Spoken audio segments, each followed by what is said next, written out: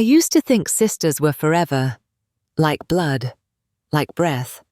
But blood can clot, and breath can stop. My name's Delaney Knox, 34, marketing coordinator for a homeware brand you've never heard of, the kind that sells sage green mugs with fake sad gratitude etched into the side. I live alone in a one-bedroom apartment in Spokane, Washington. My plants are dying. I water them. They die anyway. That feels like a metaphor, but I try not to think too hard about it. I don't talk to my family much anymore. Just the occasional forwarded meme from Mum, always a little too cheerful, always off by one emoji. Sometimes my sister, Marissa, sends a Christmas photo of her family. Matching pajamas, teeth too white. It's like looking at a catalogue of a life I was supposed to have, but got written out of. I used to ask myself what I did wrong. I don't anymore. Now I ask, what did they get away with? Most days I move through the world like a ghost, up at 6, coffee at 7, email, meetings, deadlines. I smile at my boss, laugh at the right things, wear the right shade of lipstick. Then I come home and take it all off like a costume. Even my voice, even my spine. You'd never guess I used to be the loud one, the brave one, the girl who kept journals under her bed, filled with dreams so vivid they scared me.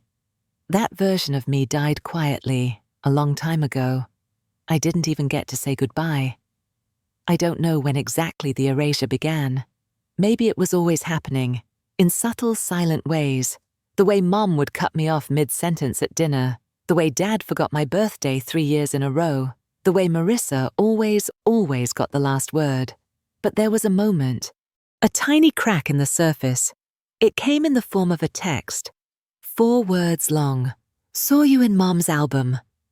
That was it. From a girl I barely remembered from high school. An acquaintance, not a friend. We hadn't spoken in over a decade. I stared at the message, confused. I hadn't been home in years. Mom and I hadn't spoken on the phone since Dad's funeral. I texted back, "What album?" No response. That night I couldn't sleep. Something about the message felt wrong, like a memory that didn't belong to me. Mom always took photos, dozens, hundreds. But in the ones she shared, the ones framed in the living room, I was barely there, a blurry face in the background, half cut from the edge, sometimes not in them at all. I told myself it was an accident, not deliberate, just poor angles, selective printing. But something about that text, "Saw you in Mom's album," stuck in my throat. Like a splinter, like a warning. The next morning, I dug through my closet, pulled out the last box I had from childhood. It smelled like dust and lavender. Inside, a faded birthday card from my 3rd grade teacher. My Girl Scout sash, still pinned with badges I fought to earn. And one photo album, blue with white polka dots, taped shut. I peeled the tape off like skin. There I was. And then I wasn't. First few pages, birthday parties, messy cake faces, little girls in tiaras, Marissa everywhere. Front and center, always smiling. Me? I had to look hard to find myself. One photo caught my breath. It was my 10th birthday. I remembered that day, vividly. The strawberry cake, the doll I wanted, the way I cried when Marissa blew out my candles. But in the photo, it was labeled Marissa's birthday, and I wasn't in it, not even in the background, like I'd been cut out, deliberately. My stomach turned. Was this real? Had I imagined the whole day? Or had someone rewritten it? My hands were shaking. I flipped to the last page. A family portrait, the last one we ever took together before Dad died. Marissa, Mum, Dad. That was it. Where was I? I stood there for what felt like hours. The air smelled like mildew and memory. The silence pressed in. I picked up my phone and called Mom. She didn't answer. I didn't expect her to pick up. I don't even know why I called. Maybe I wanted to hear her voice. Maybe I wanted her to lie, one more time, just so I could feel sure. The call rang 5 times, then voicemail. Her voice chirped through like nothing had ever gone wrong. "Hi, you've reached Deborah. Leave a message and I'll get back to you." I hung up. No message. What would I even say? "Hi, Mom. Just wondering when you decided to erase me from the family archive. Did you cut me out by accident, or did it feel good?" I stared at the ceiling. The room suddenly felt too bright, too clean. Like a staged apartment in one of those fake catalog shoots, where no one actually lives. I used to think it was just forgetfulness, that I was the quiet one, so I faded into the background, that Marissa was louder, brighter, so of course the spotlight followed her. But now it felt deliberate. Like I'd been erased piece by piece, with careful, loving precision. The next morning, she texted, "Everything okay?" 2 words, no context, no reference to my call. I stared at the screen for a full minute. Then I typed, "Why wasn't I in the family photo album?" 3 dots appeared, paused, then vanished. Nothing. 20 minutes later, another message. "What are you talking about?" I didn't respond. I didn't need to. That was the pattern, wasn't it? Me asking, them pretending not to understand. Me remembering pain, them calling it drama. Me trying to belong, them shutting the door. I went back to the box. This time I dug deeper. At the very bottom, underneath old school notebooks and broken crayons, was a sealed envelope. No address, no date, just one word. Lainey. No one called me that anymore. Dad used to, before everything fell apart. My throat tightened. I sat on the floor, cross-legged like a child, and opened it. Inside, a folded sheet of yellowing paper, handwritten, his handwriting. "Lainey, if you're reading this, it means you're still looking for the truth. I don't know what they've told you. I tried. God knows I tried to make it fair. But some things got out of my hands, and others I let happen. I'm sorry. Dad." That was it. No details, no explanation. Just that, cryptic, incomplete, a whisper instead of a scream. But it felt true, more true than anything I'd heard from them in years. He knew something was wrong. And he tried, in his own cowardly, half-assed way, to say so. But I hadn't found this letter until now, because someone buried it. Someone didn't want me to know. I took the day off work, sick leave, sick of pretending. I drove to my childhood home. The neighborhood hadn't changed much. Same maple trees, same crooked stop sign on the corner. But the house looked smaller, like time had shrunk it. The curtains were drawn. The doorbell was new. When Mom opened the door, she looked surprised, but only for a second. Then came the smile, too wide, too quick. "Lainey, this is a surprise." I flinched at the nickname. It didn't sound right coming from her. She stepped aside, motioned me in. I hesitated, then crossed the threshold, like stepping into a dream you can't wake from. The living room smelled like old perfume and lemon pledge. Photos lined the walls. Wedding, holidays, graduations, all framed, all neat, all starring Marissa. Not one of me. Not even from before things got bad. Not even as a child. "Where's the photo from my 10th birthday?" I asked. Mom blinked. "What photo?" "The one with the strawberry cake, the doll, the backyard." She tilted her head, frowning like I'd just made up a story. "Sweetheart, that was Marissa's party. You must be misremembering." "No." I heard my own voice shaking. "I remember that day. You made me cry when she blew out my candles. You gave her my doll." She gave a soft laugh, brittle, almost pitiful. "You were always so emotional, Lainey." My stomach turned. There it was again. That word. Emotional. The coded insult. Not angry, not hurt, not silenced. Just emotional. like a flaw she planted in me. I found the letter, I said. Her smile froze. What letter?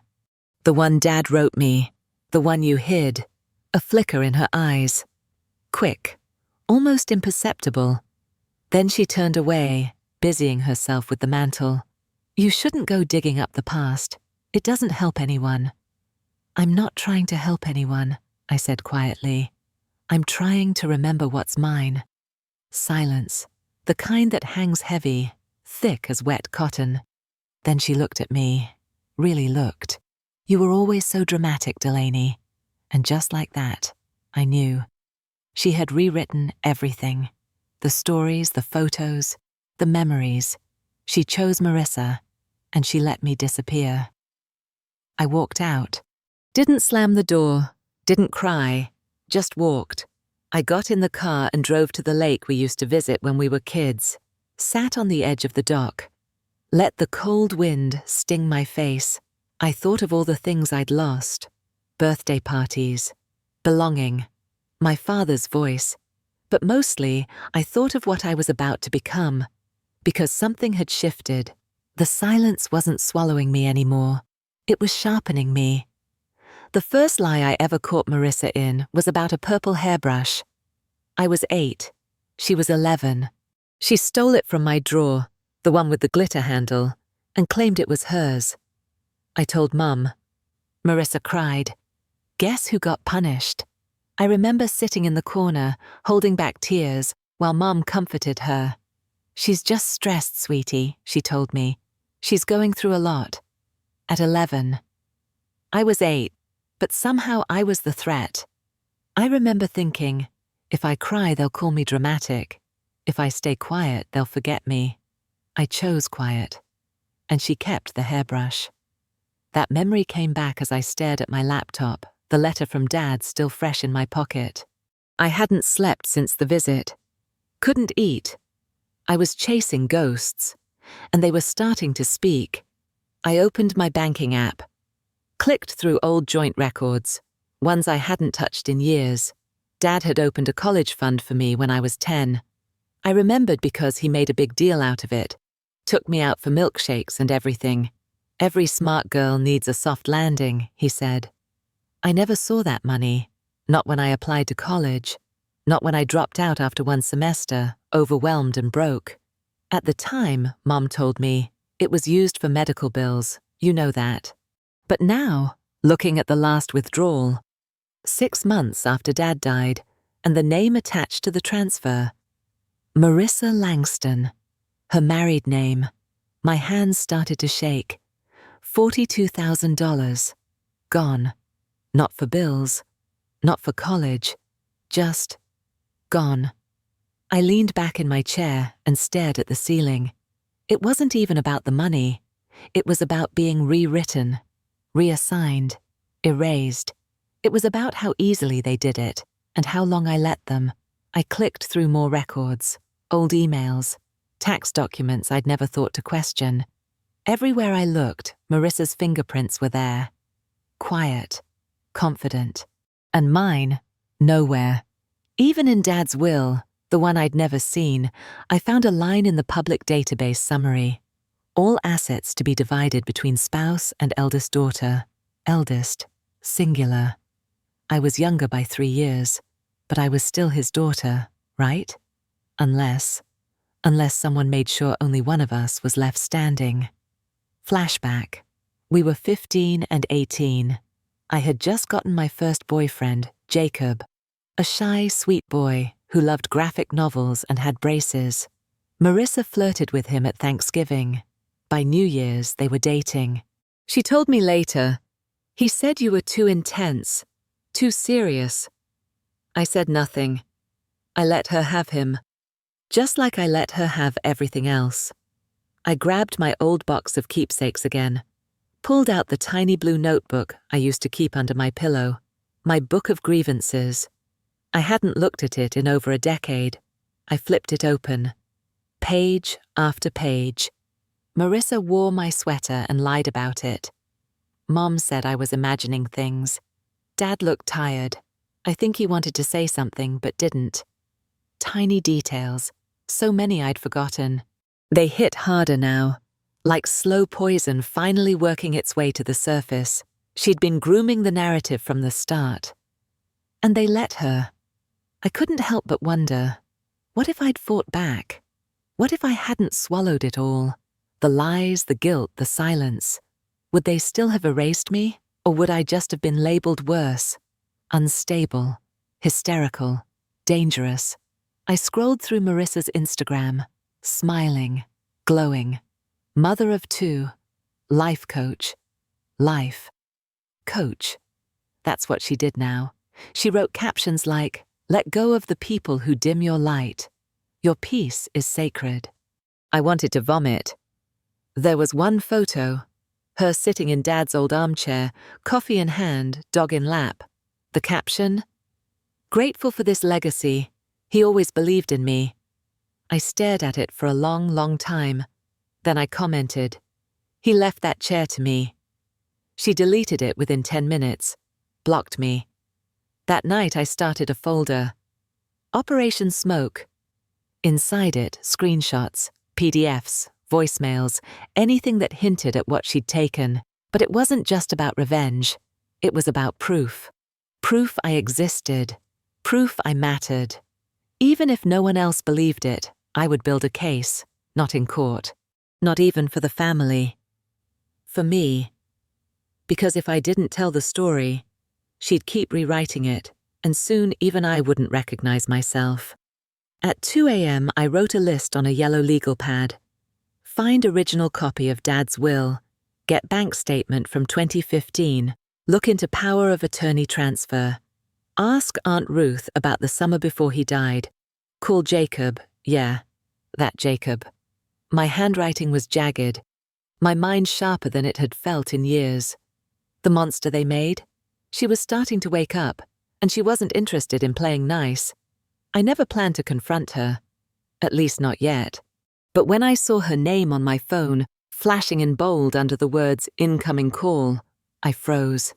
It was the first time Marissa had called me directly in over a year. She usually went through Mum, or sent passive-aggressive texts disguised as sisterly check-ins. I let it ring. Once. Twice. Then I picked up. "Delaney," she said. Her voice that familiar, fake sweet tone, all sugar and varnish, like nothing had ever happened. "I heard you've been asking around," she added, "going through old papers, calling people." I didn't answer. She sighed. "I get it, okay? You're still upset. But digging through the past, it's not healthy, and frankly, it's embarrassing." That word hit like a slap. Embarrassing. Like I was a stain on her carefully curated life. "Funny," I said. That's the word Dad used in his letter. Embarrassed that he let this happen. Silence. I could almost hear her blink. "What letter?" "You know exactly what I'm talking about." Her breath sharpened. "You always did this," she snapped. "Twisted things, made yourself the victim. Dad was sick, Delaney. He didn't know what he was doing at the end. He knew enough to try to warn me." "Jesus," she hissed. "Is this what you want? To tear the family apart over a few dollars and your bruised ego?" That did it. I laughed. Not a soft, polite laugh, but a bitter, hollow thing I hadn't heard from myself in years. "You didn't just take money, Marissa. You took my place. You rewrote my memories. You made me doubt myself for decades. Oh, come on. You erased me." She was quiet for a long time. Then, "I don't have time for this. I have a family to think about." Click. And just like that, the line went dead. I stared at my reflection in the dark laptop screen. For years I thought I was broken, oversensitive, unworthy. But no, I'd been scapegoated. She built her life out of my silence, and now I was done being silent. I called Aunt Ruth. She was Dad's younger sister, the black sheep, lived in Arizona, wore loud lipstick, sent me birthday cards well into adulthood. We hadn't spoken in over a year. When she picked up, I could hear wind chimes in the background. Well, well, if it isn't little Lainey, she said. I nearly cried. Aunt Ruth, I whispered, did you know about the will? A pause. She didn't ask which will. She knew. Oh, sweetheart, she said softly. I tried to get a copy after he passed, but your mom blocked everything, said she had power of attorney. She didn't, though. She claimed she did. And Marissa?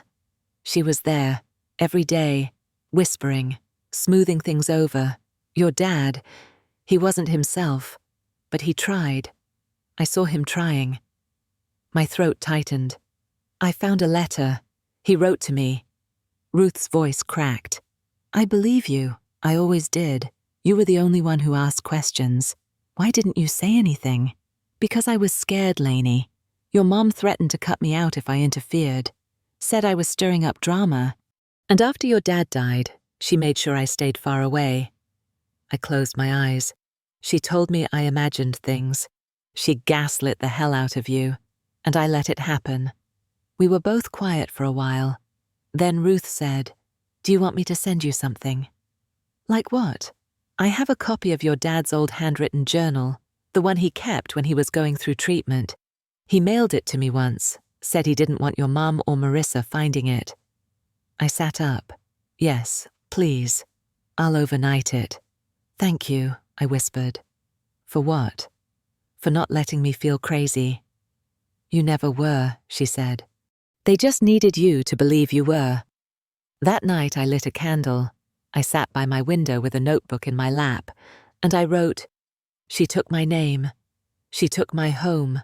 She made me feel like a ghost, but ghosts remember. I'm not here to be forgiven. I'm here to be seen. And if they won't see me willingly, I'll burn down every lie until there's nothing left but me. 3 days later, the package arrived. Inside, a thick, leather-bound journal, full of Dad's careful scrawl, sticky notes, scribbles, guilt in ink. One line caught my eye. Marissa is convincing Deborah that Delaney's too unstable to manage anything. She says it's best if she's not involved. I hate myself for letting it happen. Another. If she finds this someday, I hope she knows I loved her. I just didn't know how to fight them both. I closed the book and held it to my chest. For the first time in years, I didn't feel insane. I felt dangerous.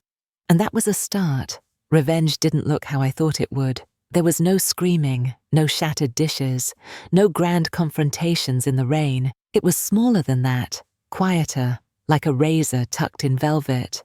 It started with an email. From Delaney Knox.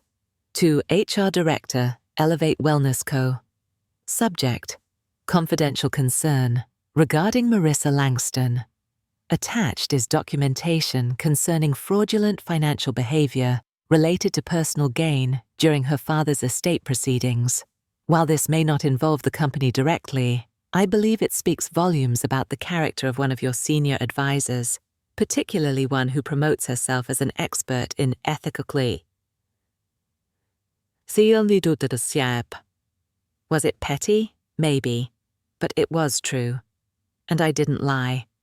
I attached scanned copies of Dad's journal entries, screenshots of the account withdrawals, a short quote from her own Empowerment Manifesto, one that read, "Integrity starts at home." I didn't expect them to fire her, but I wanted the seeds planted, the image of her, perfect, polished Marissa, beginning to crack. That was the first match. The second came through Jacob. Yes, that Jacob, the one who dumped me for her 15 years ago. He messaged me out of the blue. Hey, I know this is weird, but can we talk? I saw your comment on her Instagram before she deleted it. You weren't wrong. We met at a coffee shop. He looked older, softer, hair thinner, eyes more tired, but the guilt still sharp in his voice. She's always been good at spinning things, he said. I just listened. She told me you were jealous, said you'd made up lies about her stealing from your parents, and you believed her. I was 19, he said, and kind of an idiot. I stirred my coffee, didn't smile. I still have some old emails she sent me, he added. From when your dad was sick. Stuff that didn't sit right. You want them? I looked up. Yes. That night I added them to the folder. My digital dossier, Operation Smoke, was growing. One step closer to fire. I didn't stop there. I reached out to a lawyer, one that specialized in contested estates and posthumous fraud. I didn't have much money, but I had enough. I told him everything, showed him the documents, the journal, the withdrawals, the timelines. He listened, didn't flinch. This isn't just sketchy, he said. It's criminal. Will it stick? It might, he said, but even if it doesn't, it'll rattle them. Good. I wanted rattled. The hardest part was pretending nothing had changed. At work, I smiled, answered emails, joined Zoom meetings with a coffee mug that said, "Let it go." The irony wasn't lost on me. At night, I sat at my kitchen table, studying timelines, rewatching old home videos I'd hidden in a flash drive. The ones where you could barely hear my voice over Marissa's laugh, where Dad looked over his shoulder like he wanted to speak, but never did. I kept waiting to feel shame. Guilt. I didn't. Just clarity. Mom called one night. "Lainey," she said, voice pinched, "why are you doing this?" I said nothing. "She's your sister." "No, she's your investment." A pause. "That's not fair. I was 10 when you gave her my birthday gift. Don't start with this again. You let her take my place at Dad's bedside. You told people I was too fragile to help. I didn't want you to see him like that. You didn't want her to lose control."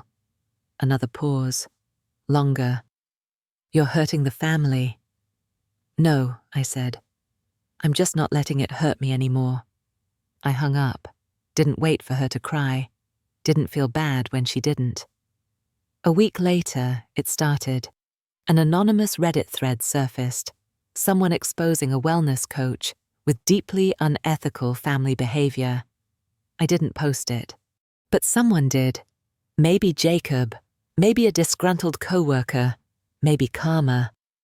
It spread fast. People love a fall from grace. By the end of the week, Marissa's Instagram went dark. And Mom, she sent me one last text. "You've always been so good at making messes." I didn't reply, but I whispered to myself, and this time I didn't clean it up. I walked to the park near my apartment, cold wind on my cheeks, leaves tumbling like everything that used to hold me back. For the first time in years, I felt tall, not good, not healed, but real. And that was enough.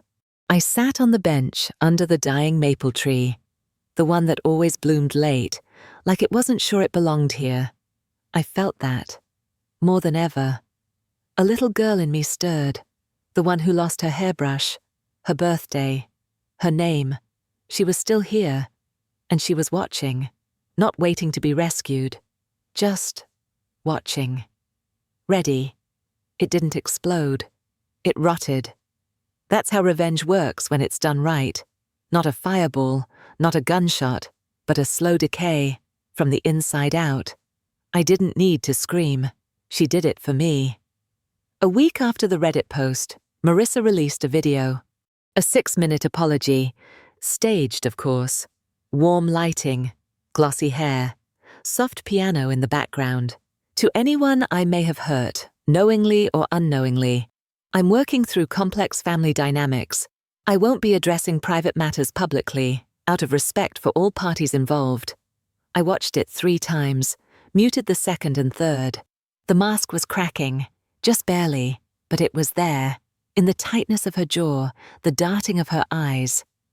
I almost felt sorry for her, almost. But then I remembered the email she sent Jacob in 2015. "Delaney's always been unstable. I'm just trying to protect what's left of the family." And the pity dried up. Mom didn't call again. Neither did anyone else. A part of me expected the silence to feel like punishment. Instead, it felt like permission. I started filling my space. A real armchair, not a hand-me-down. Art on the walls that I picked. Even a dog. a senior rescue mutt named Clover with a crooked tail and wise, tired eyes. She follows me everywhere. Sometimes I wonder if she can smell the grief on me and chose me anyway. Then the letter came. From the lawyer. Certified mail. Thin envelope. Heavy truth. It read, "After reviewing the journal, estate documents, and financial activity, we believe there is sufficient cause to reopen the case. A petition has been filed to contest the original distribution of assets due to potential undue influence and fraud." I read it 3 times. My hands didn't shake. It wasn't about money, not anymore. It was about the lie finally folding in on itself. They'd built a castle on my silence, and now the walls were wet with rot. I didn't tell anyone, didn't post about it, didn't celebrate. I just made a cup of tea and let the steam kiss my face like a small, quiet mercy. This wasn't vindication. It was correction. The record adjusting itself. My name finally reappearing. One morning, weeks later, I passed a bookstore downtown. In the window, a self-help book with Marissa's face on the cover. She'd written it before everything. The poster beside it said, "Inspiring, grounded, authentic." Family Matters magazine. I walked in, picked it up. The clerk smiled. "She's had a bit of drama lately, huh?" I raised an eyebrow. He lowered his voice. "There's a whole thread online, something about inheritance. People are saying she is a fraud." I nodded, put the book back, didn't say a word. I didn't need to. That night, I opened my old journal, the one from childhood, and I wrote, "She took what wasn't hers. I took it back. Not with fire, not with fists, with the truth," and a quiet smile. I closed it, placed it on the shelf, right next to Dad's journal.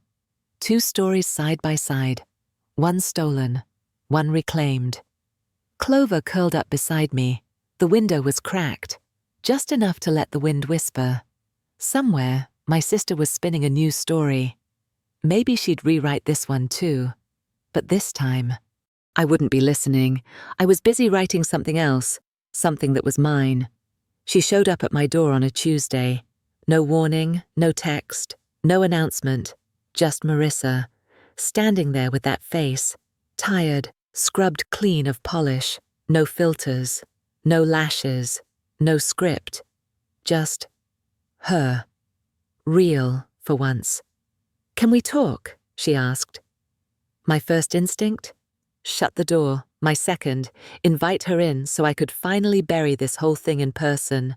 I stepped aside. She entered like a ghost, like someone visiting the ruins of a house she'd set on fire. I didn't offer tea, didn't offer fake comfort. We sat across from each other, her on the couch, me in Dad's old armchair. The silence was thick. Then she spoke. "They're opening the estate case." I nodded. She swallowed. "I could lose everything." I said nothing. Her eyes searched my face, like she was hoping to find the girl who used to fold, the one who would have cried, apologized, backed down. She didn't find her. "Why now?" she whispered. "You waited this long. Why not just let it go?" I let out a breath. "You don't get to ask me that." Her jaw clenched, but she didn't interrupt. I leaned forward. "You stole what was mine. Not just money, not just things. Time, memories, my place. And when I tried to speak up, you painted me as unstable, dramatic, broken." She looked away. I kept going. "You needed me small, because if I'd stood up for myself, even once, people might have seen you for what you were." "That's not fair," she murmured. "No, it isn't." She wiped her eyes. "I was a kid too, Delaney. I didn't know." "You knew enough to make sure I disappeared." She opened her mouth, closed it again, then whispered, "I'm sorry." I didn't flinch, didn't melt, because I knew what kind of apology this was. Not a confession, just damage control. I stood up. She didn't. You came here thinking I'd what? Forgive you? Call off the lawyer? Tell the world it's all okay? No, she said quietly. I came because I thought maybe you'd still want a sister. That stopped me. I turned slowly, and I said what I should have said years ago. I wanted a sister. You wanted a stage. She didn't respond, just looked at the floor. When she left, she didn't hug me, didn't cry. She just walked out, her heels clicking against the tile like a metronome counting down the end of a performance. I didn't watch from the window, didn't replay it. I just closed the door, locked it, and exhaled. Not relief, not triumph, just space. The kind you clear when you're ready to build something real. That night, I deleted her number, cleared our old texts, even the voicemails, the ones I used to play on loop, trying to decode love from manipulation. Gone. Then I picked up my phone, opened a fresh recording, and hit record. March 18th, 10:07 p.m. They say revenge leaves you empty, but I don't feel empty. I feel awake, present, good, but finally real. She'll tell people I ruined her. She'll cry in curated posts. People will say family is complicated. Maybe they'll feel bad for her. But I know the truth, and I have the receipts, not just on paper, in my bones. I used to beg to be seen. Now I don't need her eyes. I have my own. I saved the file, labeled it, Final Draft, Me. Then I turned out the light and went to bed without looking back. I didn't attend the hearing. I didn't need to. The evidence spoke louder than I ever could. The journals, the financial trail, the silence that had shaped my childhood, finally filled in with truth. I got updates through the lawyer. Straightforward. Professional. Marissa settled. No admission of guilt. No courtroom tears. Just signatures. And consequences. I didn't celebrate. Didn't toast with champagne. I made lentil soup. Sat on the couch with Clover curled against my leg. And let the quiet feel honest for once.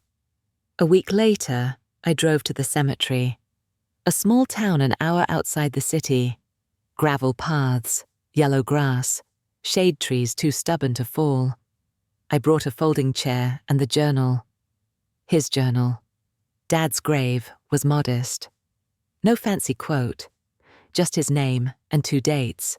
There was still frost on the edges of the stone, still a piece of me that hadn't thought either.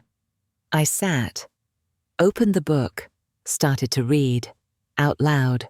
Some of it was hard to hear. The cowardice, the guilt, the way he watched it all and rarely stopped it. But I kept reading, because somewhere in all that passivity, there was love and regret. I needed both. When I finished, I placed the journal beneath the headstone, tucked in a Ziploc bag. Let it stay. It belonged to him, not because he earned it, but because I needed to stop carrying it. I whispered one thing before I left. I deserved better. Not to him, to myself. Then I stood and didn't look back. I changed my name, not legally, not yet, but on social media, at coffee shops, on documents that didn't matter. L.M. Knox, my initials, my story. It felt like a reclamation, a rewrite, not of the past, but of me. Sometimes I still hear her voice in my head, the way she said, "You were always so emotional," or, "Why can't you just let things go?" But now I answer back, because I was meant to feel, because I wasn't the broken one, because some things should never be let go. They should be reckoned with and released. Clover's sleeping beside me now. I'm recording this because maybe someday someone else will need it. Not the evidence, not the steps, but the knowing that you can lose everything you were supposed to be and still come back to yourself. You can be the forgotten daughter, the background sister, and still write the last word. And that word doesn't have to be love. It can be freedom. Final recording. L.M. Knox. Not perfect, not forgiven, but free. It started with a smell. Jasmine, not the artificial kind they bottle in bath bombs, but the real one, raw, green. The way it clings to summer evenings and childhood. I caught it while walking past a neighbor's yard. A quick breath, and I was there. Back in my parents' backyard, 8 years old, wearing that stiff blue dress with the itchy lace collar, the one Marissa said made me look like a sad cupcake. It was our annual garden party, not a birthday, not a holiday, just a day Mom made up to prove we were a family worth photographing. She hung fairy lights in the trees. Dad grilled chicken. Marissa twirled like she was on stage, 7 years old, barefoot and beaming. And me? I was invisible. Until I wasn't. I'd been holding a cup of juice, red punch, the cheap kind that stains everything, trying to balance it on one of those flimsy paper plates while looking for a spot to sit. And then, it happened. I tripped. The punch went flying, landed right on Marissa's white dress, the one Mum bought just for the occasion. Everything froze. The music, the chatter, even the wind. Mom rushed over, face twisted in horror. "Delaney, what is wrong with you?" I didn't mean, "Of course you didn't," Marissa sniffed, eyes glistening. "But it hurts, Mommy. She did it on purpose." That was all it took. I was dragged inside, sent to my room, told I'd ruined the memory. I remember sitting on the carpet, knees pulled to my chest, listening to laughter through the window, watching from the dark as my sister posed for pictures, in a new dress, smiling wider than ever. Funny how memory works. That moment used to feel small, embarrassing, like something I should have gotten over. But now I see it for what it was. A script. One they ran over and over. She was the porcelain doll, delicate, dazzling, always defended. I was the spill, the stain. The story no one wanted in the frame.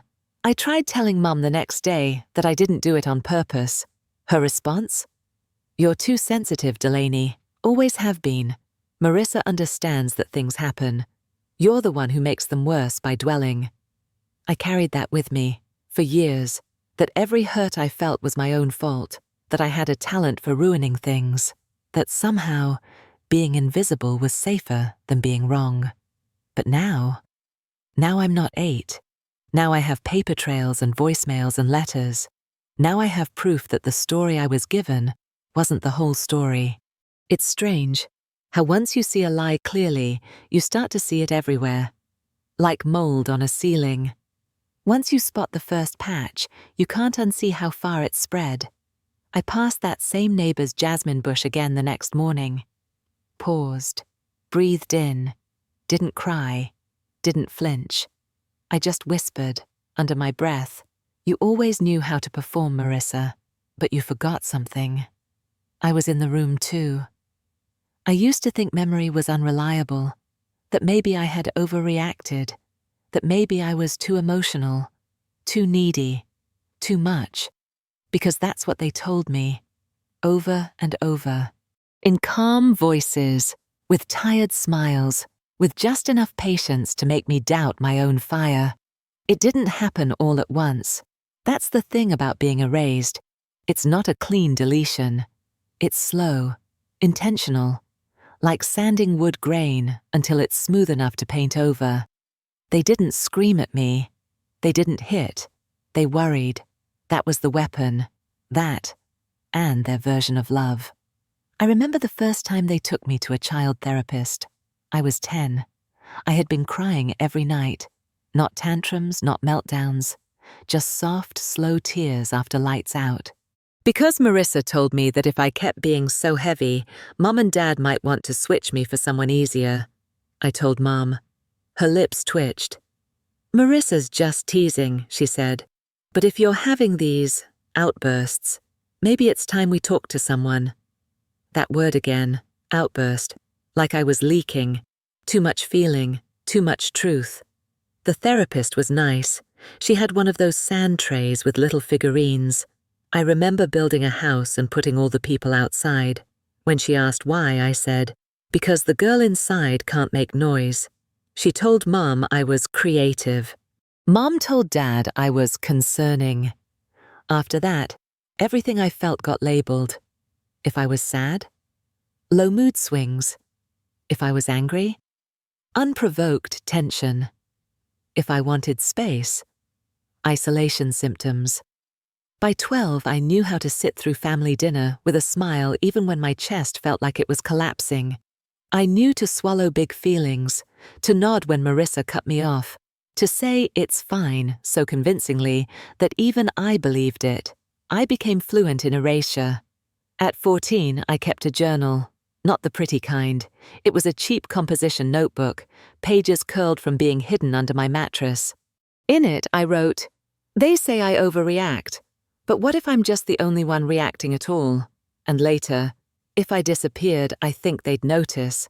Not because I was gone, but because Marissa wouldn't have someone to outshine."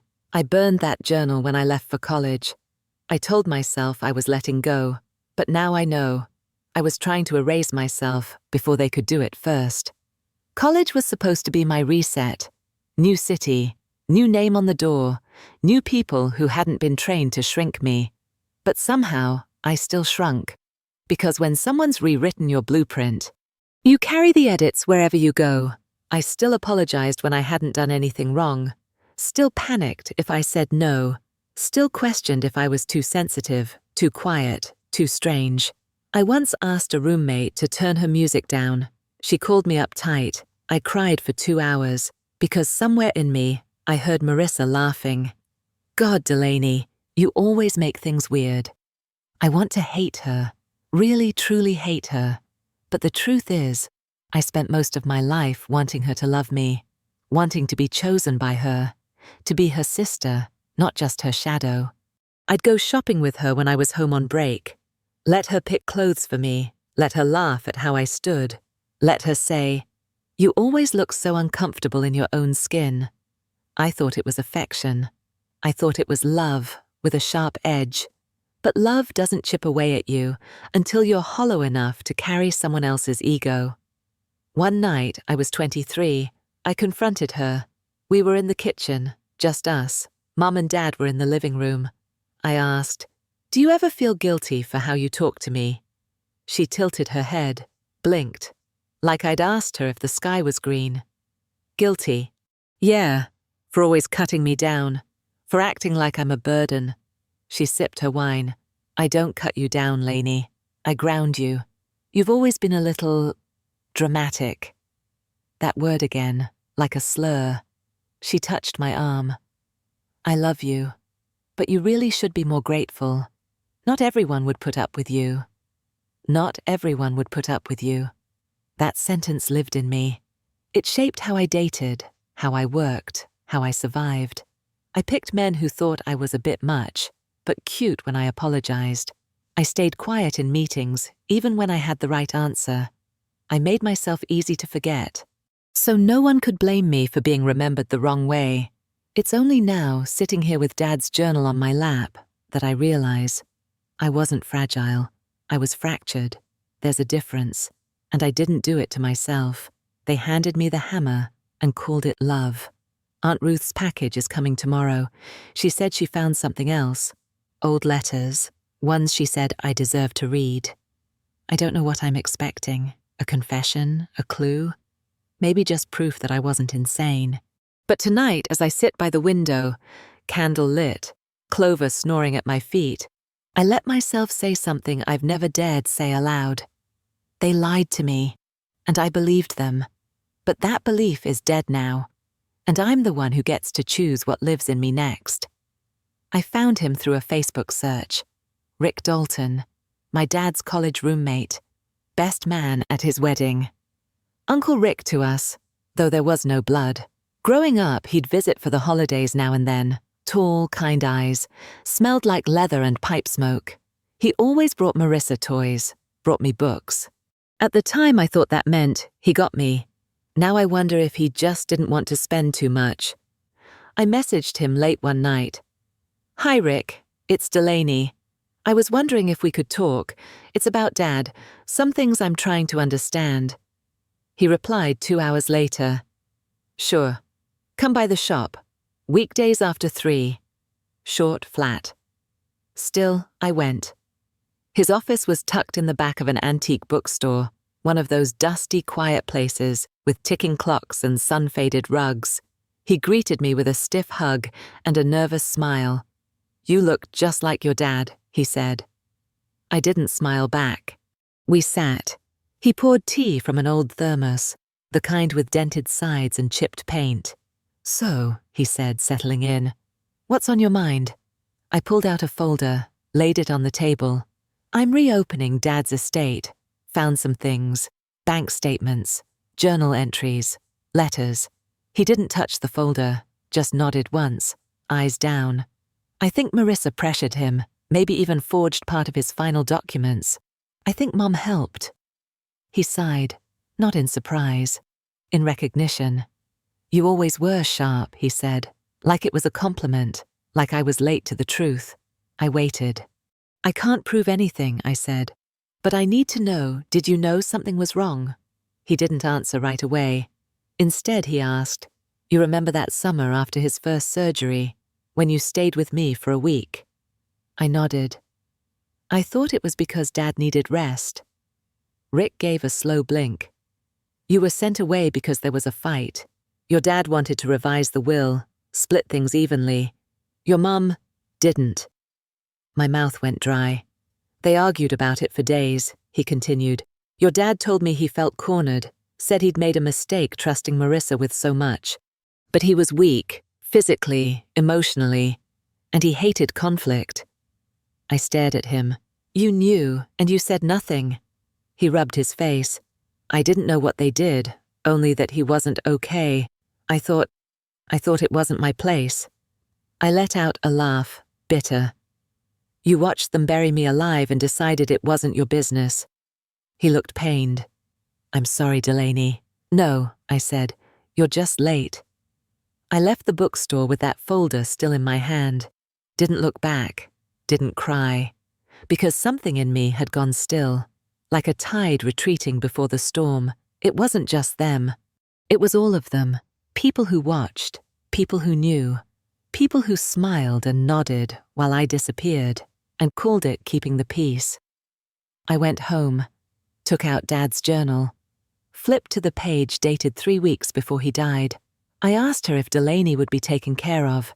She said she'd figure it out. I don't trust that, but I'm so tired, so tired. That's all it said, just those 4 lines, and I thought of my father, slipping away in silence, of my mother, planning power plays at his bedside, of my sister, calculating her next brand deal while the ink on his will dried, and of Uncle Rick, too scared to shake the table. I stood in the middle of my kitchen, folder in hand. The tea kettle screamed behind me. I didn't move, because right then, the grief in me, the grief I thought was about losing something, became rage. And rage, the real kind, is never loud at first. It's quiet, contained, a single flame under a locked lid. They thought I'd go away. They thought I'd collapse under the weight of shame they gifted me. But I'm still here, and I've started reading the fine print, and I'm not the one who should be ashamed. Not anymore. It hit me at 2:17 a.m., that hour when the world's too quiet, and your thoughts start chewing through your skin. I couldn't sleep. Kept replaying Rick's words, Dad's journal, Marissa's cold voice, Mum's silence. It all tangled up like static in my brain. And suddenly, I didn't feel angry anymore. I felt insane. I sat in the middle of my apartment floor, surrounded by paper. Letters, bank statements, court forms, all of it. Proof, right? But proof of what, exactly? That they were manipulative, that they made mistakes, or that I was still that little girl, begging to be believed. What if I was wrong? What if I wanted this to be a conspiracy because the truth, that I was forgettable, dismissible, was worse? I opened my laptop, searched. Am I overreacting to family trauma? Can you fabricate memories of abuse? Why do I feel crazy when I confront my family? Article after article, forum after forum, people like me, questioning themselves, because that's what gaslighting does. It doesn't just lie to you, it teaches you to lie to yourself. I found one of my old journals in the closet, blue spiral notebook, edges frayed, from college. Most of it was stupid stuff, crushes, class notes, songs I liked. But then I found it. A single page, dog-eared and faded. She made me think I imagined it. I didn't. I saw Mom hand her the check, the one with both our names, and Marissa tucked it into her coat like it was hers alone. That happened when I was 19. Dad had written us each a small personal check before his health declined. I never received mine. They said he changed his mind. But I'd seen it. That moment. The look on Marissa's face, tight, triumphant, and Mum's hand on her shoulder like a silent benediction. I closed the journal, pressed it to my chest, let myself sob, not because I doubted anymore, but because it had taken me a decade to believe myself. Later that night, I pulled out an old thumb drive. Inside, a folder called Home Videos. I clicked the first one, Christmas, 2002. Marissa's 8. I'm 10. She's opening a karaoke machine. Screams, smiles, Mom filming. In the background, I'm holding a book, opening it slowly. No one notices. Not one voice says my name. Not one camera pans toward me. It's just Marissa. Always Marissa. Performing, taking up all the light. And me, shrinking in the dark, quietly learning that existing wasn't the same as mattering. I closed the video, not out of pain, out of clarity, because that's the night I knew. It wasn't in my head. They'd rewritten reality around me and called it parenting.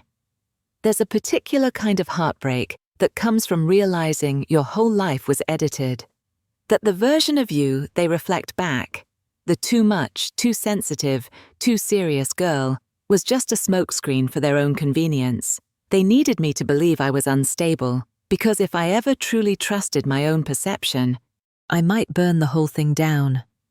That night I started writing again, not just notes for the case, but truths, no formatting, no filter.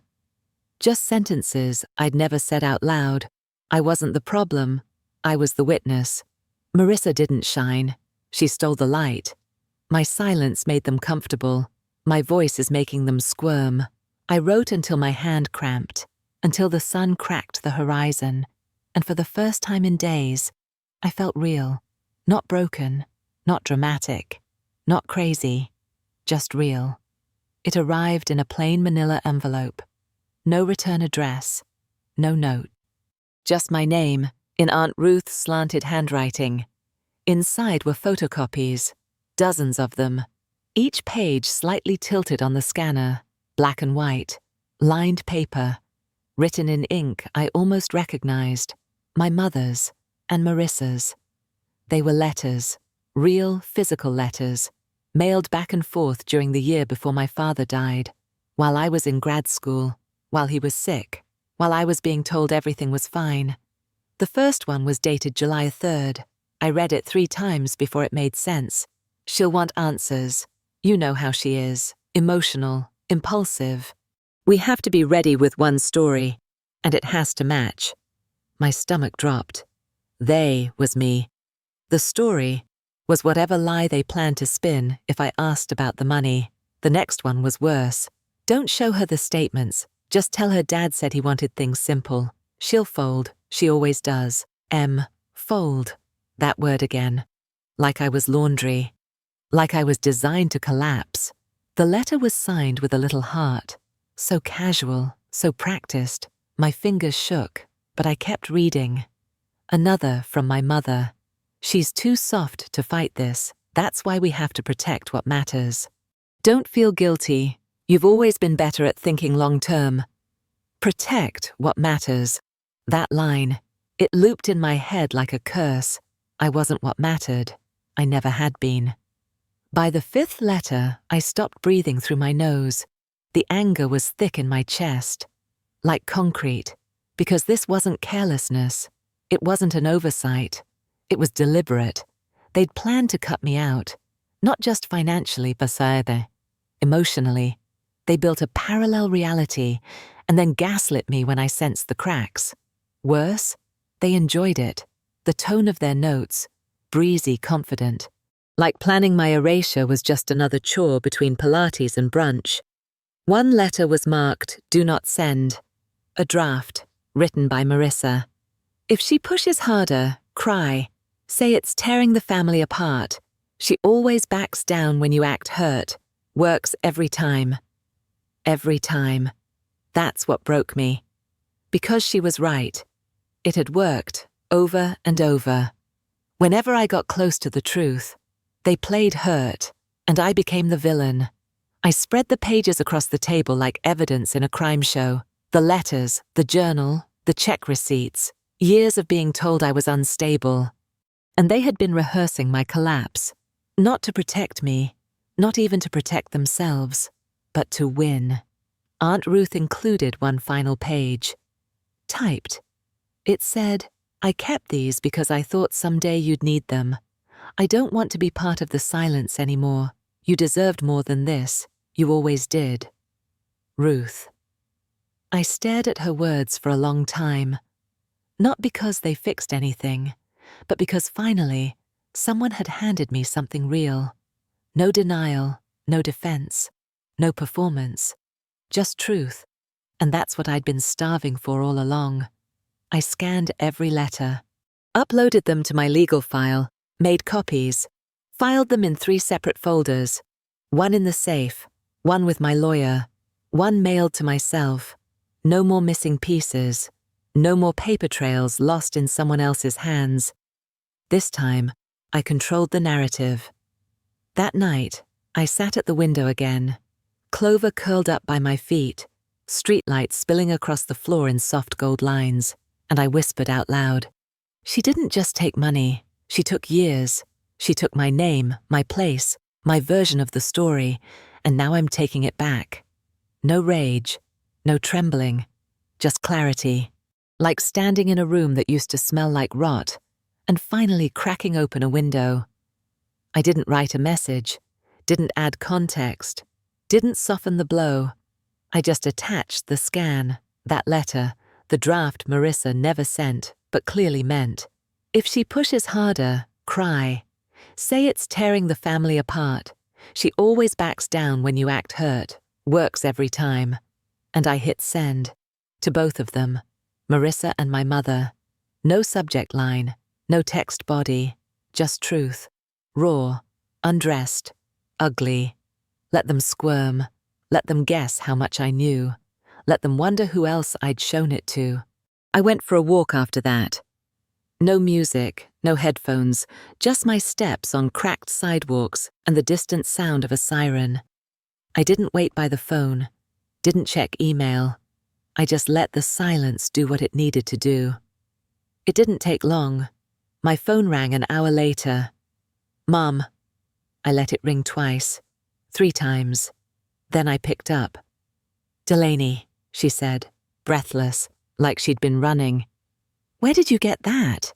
Her voice wasn't angry, it was worried. Worried like someone trying to patch a hole in a dam with her bare hands. I didn't answer. She continued. That wasn't meant for you. It was a misunderstanding. I laughed.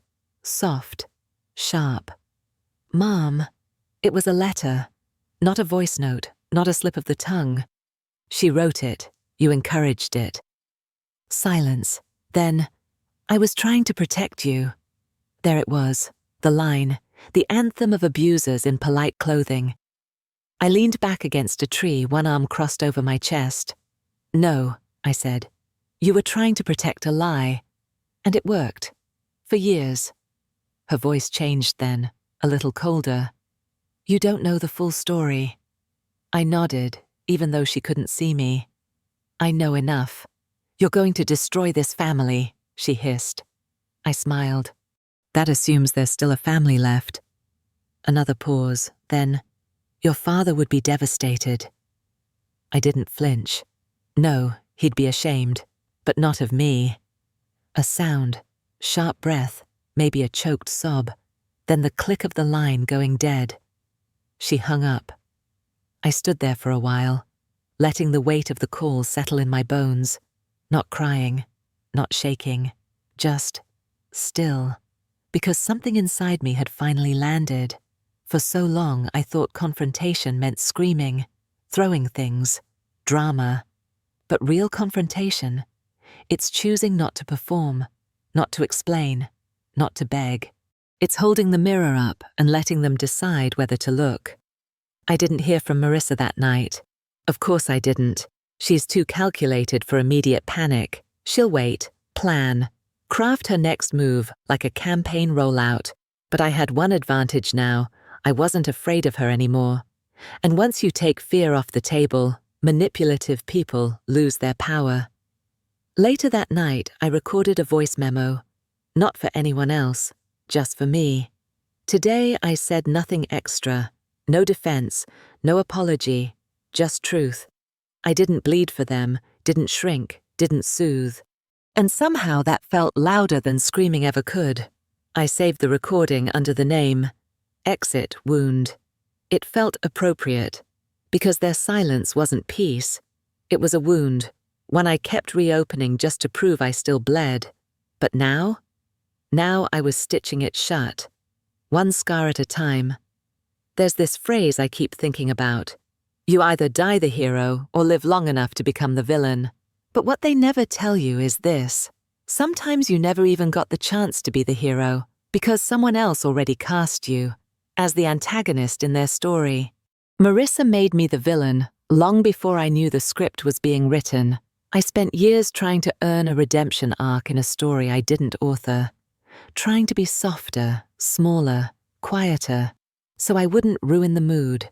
I thought if I kept my head down, played my part, swallowed my pain, they'd let me stay. They didn't. They let me rot in silence and told the world I chose it.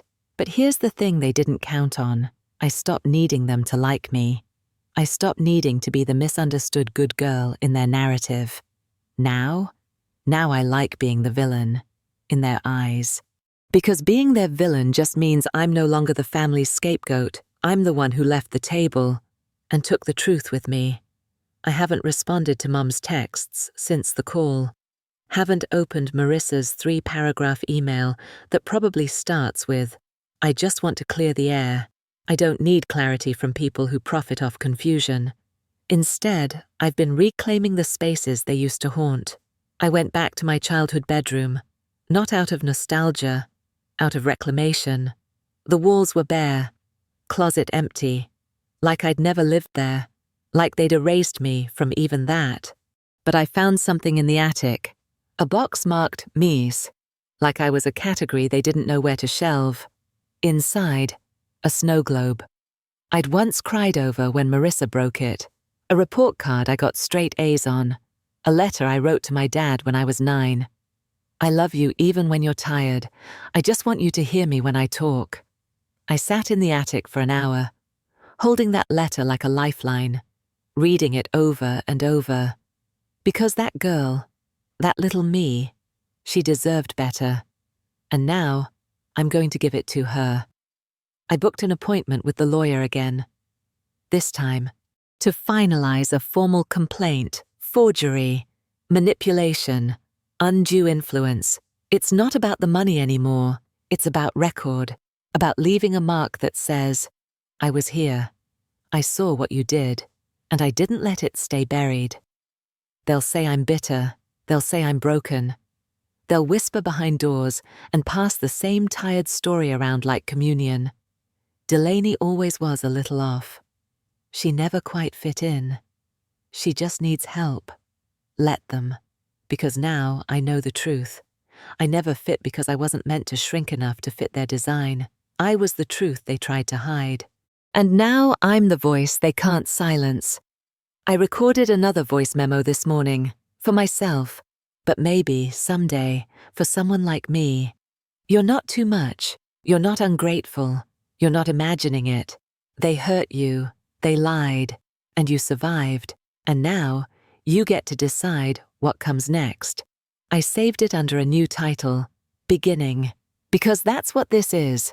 Not a happy ending, not a clean slate, not forgiveness, but a beginning, without them, without apology, without shame.